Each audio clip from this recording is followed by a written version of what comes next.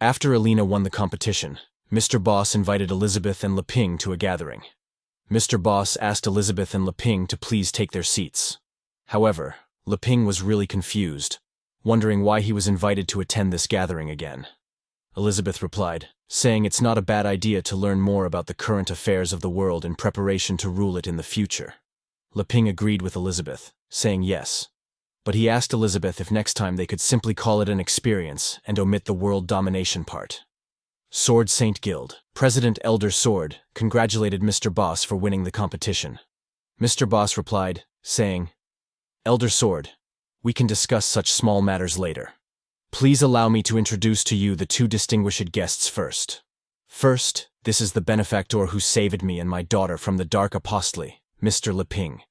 And the lady next to him is, however, before they could say Elizabeth's name, she turned her head toward Mr. Boss, her eyes starting to glow red. Mr. Boss and Alina, after seeing Elizabeth like this, got really scared. Both of them understood that they couldn't openly reveal Elizabeth's identity. However, Sword Saint Guild President Elder Sword asked the reason why they couldn't introduce her. Mr. Boss, who was scared and afraid of Elizabeth, didn't know what to say. Leping realized that Mr. Boss must be afraid of revealing Elizabeth's identity as the Demon Queen, as that would shake everyone. That's why he was hesitant. Leping asked Elizabeth if from now on he should call her a novice, suggesting it's better to hide who she is. Elizabeth didn't care and told Leping he could call her whatever he wanted. To make the atmosphere better, Leping took the lead and introduced himself, saying they were from a small nation in the south. He was a minister there, and they could just call him Leping. As for the person next to him, that's their princess. However, the butler standing behind Elder Sword mentioned that a princess from the south? His hometown is there, but he doesn't seem to have heard of them. Mr. Boss agreed with Leping, saying that Leping is right, and his card skills were taught personally by him. Leping, blushing, responded, "You're exaggerating. I don't have much talent with cards, but Uncle Boss is the best at it. Actually, I would like to ask Uncle Boss for some advice on swordsmanship too." The yellow-haired girl gets really surprised after hearing this, saying to Blue Sword, "Did he hear this? He wants to learn swordsmanship after giving such powerful cards? What on earth is he thinking?" Blue Sword asks her to be careful. Elder Sword is here, and it's not the time for them to speak. Meanwhile, Alina is really nervous, and she asks Leping if he saw her battle in the square, wondering if her card skills were satisfactory. However, Leping doesn't know what she wants to say. He doesn't know what skills she's talking about. Mr. Boss asks Leping if there was something lacking in her performance and encourages him to be honest. Leping makes a serious face, saying he doesn't have anything to comment on. He just didn't expect them to use his cards like this. Mr. Boss agrees with Leping, saying, "Of course. How could they compare to Mr. Leping? He was so self-centered that he made copies of the cards and created the guild without Leping's permission." Alina asks for forgiveness from Leping, admitting she may have disappointed him, but that's her limit. However, Leping tells them not to be sorry. If they do it like this, more people should be able to participate. He finds it very good.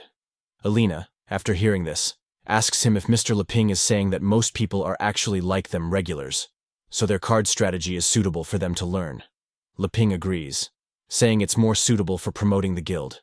However, this is a magical world, and he really envies them for their magic. Suddenly, one of the Sword Saint Guild members, Mr. Tagore, starts inspecting Leping and Elizabeth, thinking it's getting more and more fun. He uses his demonic eye lens to see Leping and Elizabeth's magic power. However, he gets really surprised after seeing that one is casually exuding huge and domineering magic power, while the other is completely suppressed and doesn't reveal any magic power. Elizabeth finds out that he is using some kind of tool to inspect their power, and she is really angry. Mr. Tagore gets really scared, wondering if he has been discovered. But that's impossible. He used the demonic eye lens to observe them, and there isn't any magic reflection. What's happening? What's this strong sense of oppression? Elizabeth asks Leping that she wants to kill one of them. Leping gets really shocked after hearing this and asks her who she wants to kill. He asks Elizabeth to wait a minute, suggesting they leave any questions for the end of the gathering, thinking she shouldn't make things difficult for Uncle Boss. Elizabeth becomes really happy after seeing the pudding, and her anger immediately cools down. Elder Sword asks everyone to calm down, enough chit-chat, and let's go back to the topic at hand. This time, through the competition, He has invited a few people here. He wants to discuss an alliance as they urgently need to encircle and suppress the Dark Guild. He asks Butler Ash to show them. Ash puts a bag on the table and asks everyone to take a look, explaining that these are the Dark Gears collected from the initial stage of the competition to the finals from each player using the Sword of Purification. Plus, Gaola from the Giant Bear Guild, making it 30 pieces in total. Leping becomes really surprised after seeing this because he doesn't know what Dark Gear is. Mr. Boss explains that as long as anyone accepts the Dark Guild's power, such gears will grow into their body. He also found such gears in the bodies of the apostles he hunted. The Dwarf Guild president is also really surprised after seeing 30 pieces, wondering if the infiltration of the Dark Guild is well spread. However, the yellow-haired girl asks everyone if Gaola passed the Sword of Purification's test before, and if he accepted the power after that. Red-haired girl Anna says no and explains that there's another possibility. The Dark Guild could have found a way to avoid purification. Mr. Tagore tells everyone that only those with the lowest degree of fusion can be detected through purification. In the other two cases, they can basically hide in plain sight. In the first case, the fusion degree is the lowest, the host cannot bear it, and suffers the backlash, turning into a dark apostle akin to a puppet. In the second case, the host can bear it but cannot control it, turning into what they saw on the square today. Eventually, the host becomes a container that gives birth to the great apostle. In the third case, the host can fully control it and gains the power of the Demon King. Their power improves by leaps and bounds, and they become a pillar demon servant of the Dark Guild.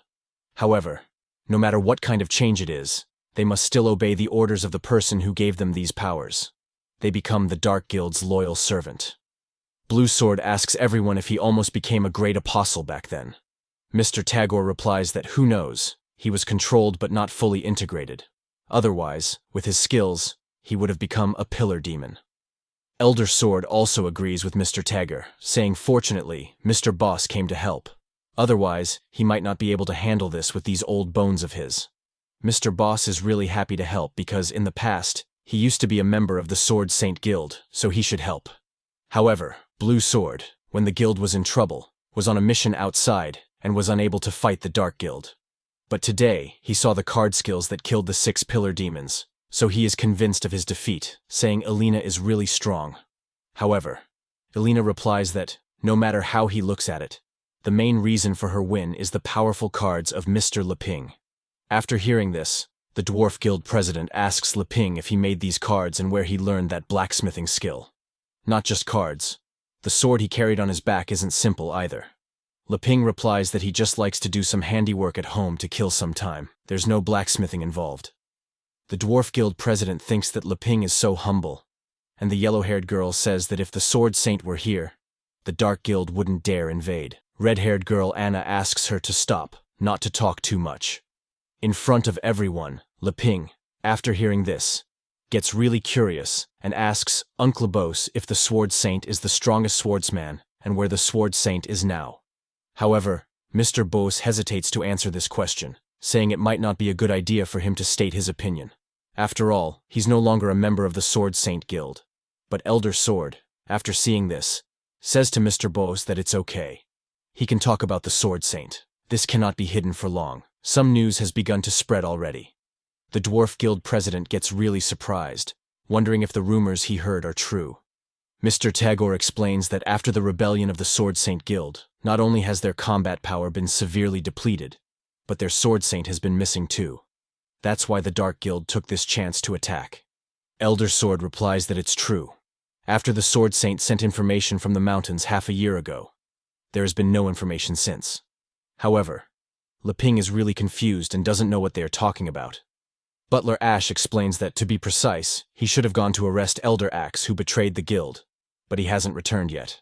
According to Blue Sword, in his previous mission, he was supposed to go to the mountains and help the Sword Saint according to the coordinates. But when he arrived, there was no one there. However, the yellow-haired girl is confused because the Sword Saint has been promoted to a 5-star demon sovereign, 1 foot into the Demon King realm. Shouldn't it be easy to arrest the elder who has just been promoted to demon sovereign? Blue Sword says that no one doubts the power of the Sword Saint, but when he rushed to the mountains that day, his sword's tracks were everywhere. Still, when he climbed the mountain, he got really surprised after what he just saw. he saw half of the region was reduced to flat ground. It's hard to imagine what a terrifying battle they must have had there. Elder Sword explains that Elder Axe obtained a supreme magic weapon. All he knows is that it's a giant axe named Demon Burial, exuding terrifying resentment, and its power is so significant that the Elder can make up for the strength gap between him and the Sword Saint. However, according to the Dwarf Guild president, he went through all the S-class weapons forged by the Dwarf Kingdom, and he didn't find the axe Elder Sword described. He thinks it's also a masterpiece of the Dark Guild. Leping whispers and asks Alina, "Who is this elder? Why did he betray the Sword Saint Guild?" Mr. Boss explains that the president of the guild is the Sword Saint, and under the Sword Saint, there are 5 elders who assist him in handling various affairs and guiding the disciples. The person next to him is Elder Sword, in charge of swordsmanship, and there are 4 other elders: Elder Dagger, Elder Spear, Elder Shield, and Elder Axe. But as Elder Axe betrayed the guild and launched the rebellion, Elder Dagger and Elder Spear were brutally killed by him. Elder Shield later died in the battle with the pillars of the Dark Guild, so now Elder Sword is the only one with seniority in the guild. During the rebellion, many took that chance to betray them, including Elder Sword's most valued son, C. Buckthorn Tereus. Leping, after hearing the name Tereus, asks Elder Sword if he is a sword-wielding centaur, wondering if his son is actually a centaur. Elder Sword asks Leping if he met his son and how he is doing now. Leping, without any second thought, says, he's dead. However, Elder Sword tells Leping that it doesn't matter anymore. This is the fate of the traitor. The combination of many factors has caused the Sword Saint Guild to be in its most unstable times. So, he wants everyone to unite to fight against the Dark Guild. The Dwarf Guild president asks Elder Sword if they just provide them with weapons, the Dwarf Kingdom will have no problem. However, for A or S level weapons, due to the lack of grinding stones, it would be hard to achieve, although his father is already thinking of a solution. Mr. Tagore asks Elder Sword, "You are in your most unstable times now. Why do you think you can destroy the Dark Guild with our help?" Elder Sword replies, saying that it depends on Boss. He thinks Boss should give up on his own guild and return to serve as the vice president of the Sword Saint Guild. Mr. Boss gets really surprised and asks Elder Sword if he really wants him to serve as the vice president. However, he is afraid that it's not proper. After all, he has left the guild for a while now. Elder Sword explains that Mr. Boss is more suitable than he thinks. Cards can be regarded as weapons, just like daggers and flying knives. If Mr. Boss becomes a vice president of the Sword Saint Guild, they can open a new unit and let Alina serve as the elder. However, Alina is really nervous, saying she is not qualified to be an elder of the Sword Saint Guild. Elder Sword says as long as Mr. Boss agrees, he guarantees that everything will go smoothly. The resources of the guild will be used as Mr. Boss wishes, and even he will obey his orders.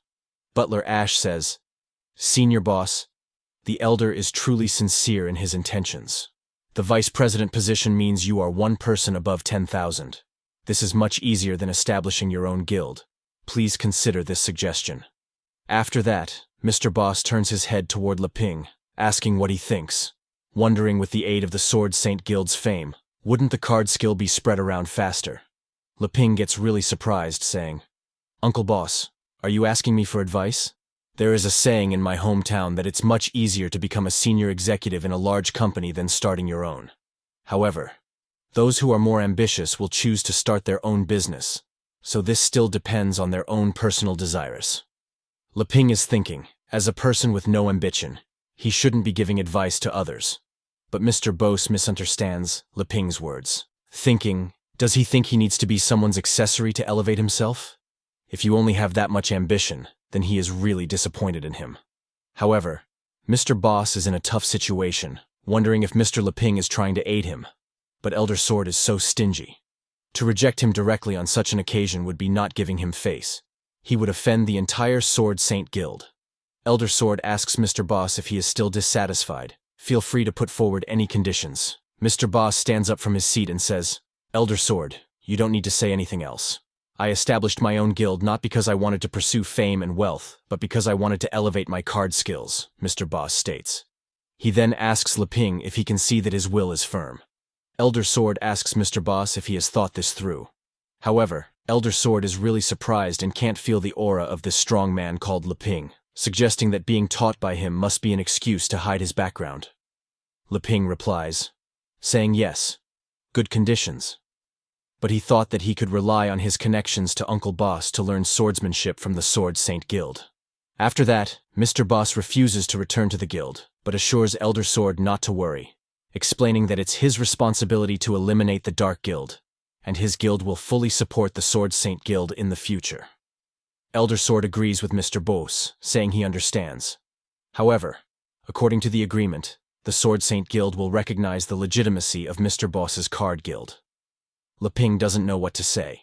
He can only express that Uncle Boss is very courageous. However, for Mr. Boss, the most important thing is Liping's satisfaction, and they have worked really hard to satisfy Liping.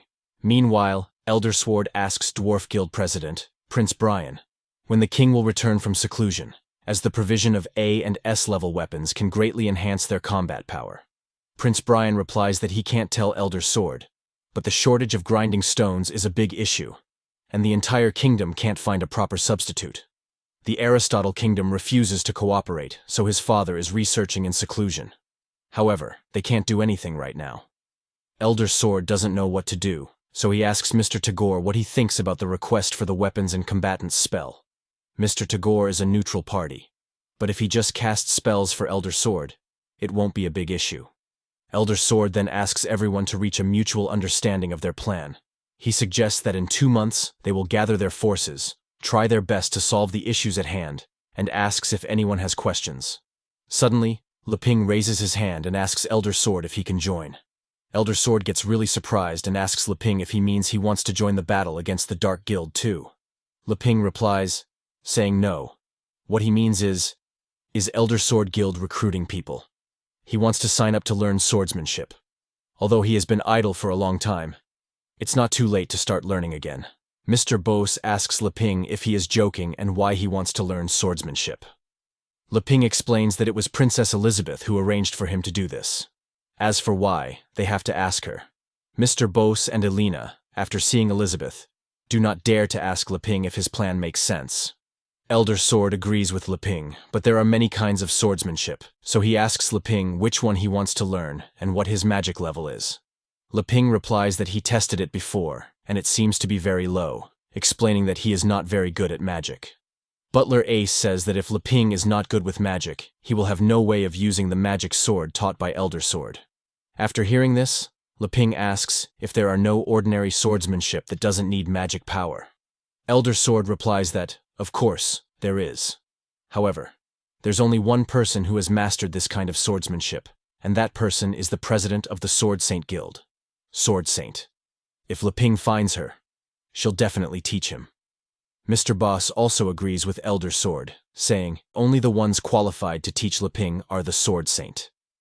Liping, after hearing this, starts crying, thinking the Sword Saint is missing, and how can he find her? Obviously, they think he's not worthy and refuse to help him. Suddenly, Mr. Tagore asks everyone to wait, uses some kind of magic spell, and suddenly a book appears. He writes something in that book, and suddenly the magic spell starts floating in the air. He says that it just so happens that he has recorded some sword skills spells, so maybe they can help Liping. He gives those spells to Liping, who gets really happy and asks Mr. Tagore how to use them. Meanwhile, Elizabeth has finished eating her pudding, and Liping asks her to look at the spell that records swordsmanship skills. However, Elizabeth doesn't pay any attention to Liping and instantly goes back to business. She gets rid of this bug that's acting clever in front of her. Meanwhile, on the other side, in the desert, a fight is going on. The one who is fighting is the Sword Saint, Chichi Saugus, the president of the Sword Saint Guild. She asks Elder Axe to come out and not hide. Elder Axe asks her, "What is your problem? What are you trying to do by pestering me?" She replies that she must clear up his crime of joining with the Dark Guild and eliminate him today. So she uses her sword chi technique and attacks Elder Axe. However, Elder Axe uses his demonic axe to block the Sword Saint's attack. Elder Axe uses the power of the demonic axe to counterattack against the Sword Saint, but she dodges his attacks without any problem. Elder Axe says that as the integration between him and the demon burial becomes deeper, the Sword Saint's threat level becomes lower.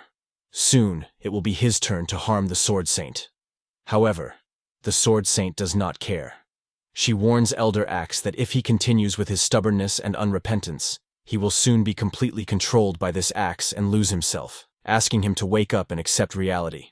However, Elder Axe doesn't care if he's losing himself, explaining that after experiencing this supreme power, he will know losing himself is a privilege.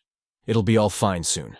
He asks the demon Burial to take over his body, and suddenly Elder Axe's body starts changing. He becomes a female. After the demon Burial takes control over Elder Axe's body, she says, finally coming out, resentment. You dare to abandon me? I won't let you go.